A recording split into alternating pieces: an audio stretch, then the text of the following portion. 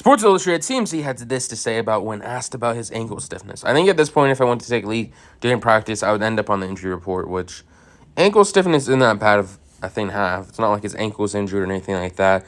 It's just stiff. I don't know why it would end up on the injury report. I agree with everything he's saying, and he's been playing great. The Panthers, I think Baker Mayfield needs to play better for them to get more wins, though.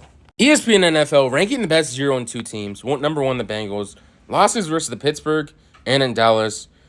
Will any of these 0-0 teams make the playoffs? I think Bengals definitely will, but 0-2 isn't really looking that good for them. And they're number 1 for a reason, so they expect them to have a bounce back. ESPN NFL, number 2, the Titans. Losses versus the New York Giants and the Buffalo Bills, which the Bills isn't that bad of a loss, but the Giants is, in my opinion. I think they probably should have beat them, and Ryan Tannehill had multiple interceptions against the Bills. They could have played a lot better in that game, and their running game was really just stalled the whole time. And without A.J. Brown, he didn't really have that many targets to throw to, which that was one of the stupidest trades of the offseason, in my opinion. ESPN NFL ranking the best 0-0 teams. Number 3 of the Raiders. A lot of talent on their team. Devontae Adams is probably one of the best receivers in football. Making that trade was a great option. Their losses have been at the Chargers and Arizona.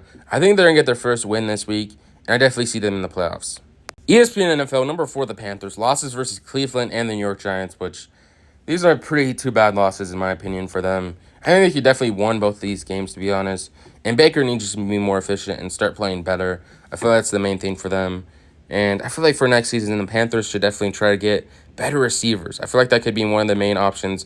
What's really stopping them? ESPN NFL, number 5, the Falcons. Losses versus the New Orleans Saints and the Rams, which I don't think the Falcons are going to make the playoffs at all. I don't think they have the talent level. Marcus Mariota is their quarterback. I don't really see them doing that much.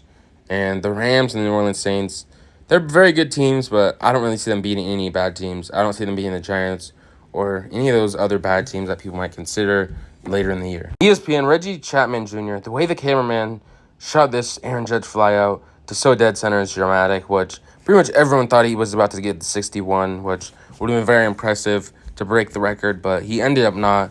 Hopefully he can break it soon. This one was pretty close. It looked pretty good.